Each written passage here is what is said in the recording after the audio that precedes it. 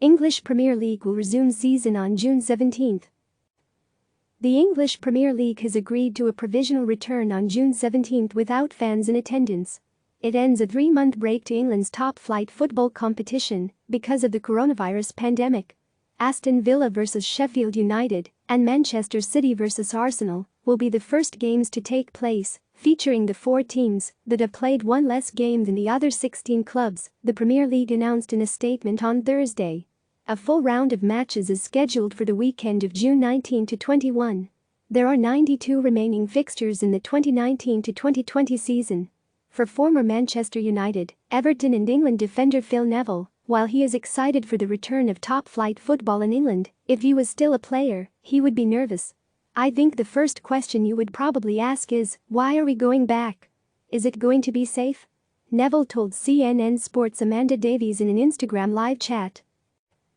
Read, I hope your son gets coronaviruses. Deeney reveals abuse he's suffered over Premier League restart.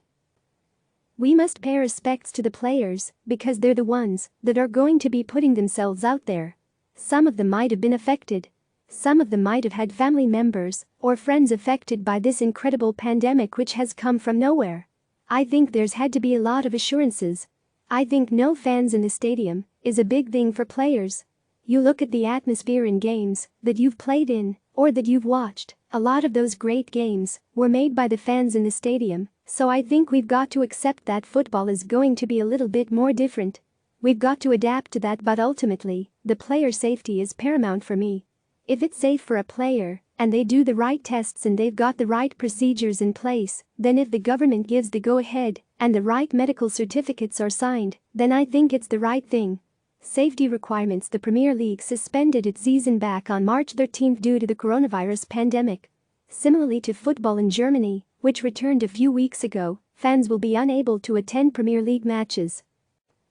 Read, from footballer to Netflix superstar, how Jesus Mosquera became one of Spain's top actors.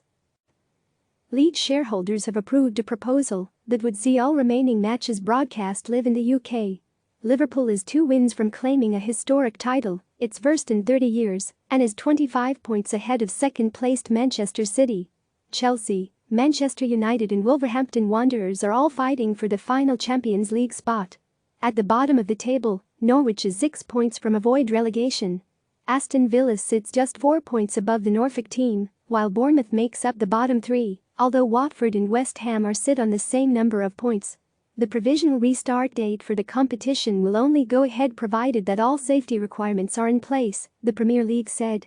Sadly, matches will have to take place without fans in stadiums, so we are pleased to have come up with a positive solution for supporters to be able to watch all the remaining 92 matches, Premier League Chief Executive Richard Masters said. The Premier League and our clubs are proud to have incredibly passionate and loyal supporters. It is important to ensure as many people as possible can watch the matches at home. Kick-off times in the UK for live matches will also differ from the traditional times. The ability to see players back playing will be great, but for Neville, the head coach of the England women's team, the television companies will also benefit. You imagine the viewing figures that each game will get, even the games that you probably wouldn't normally see, now all of a sudden, you would tune in to see, said the 43-year-old. Visit CNN.com Sport for more news, features, and videos. I think that would make so many people happy. I think it's the right decision.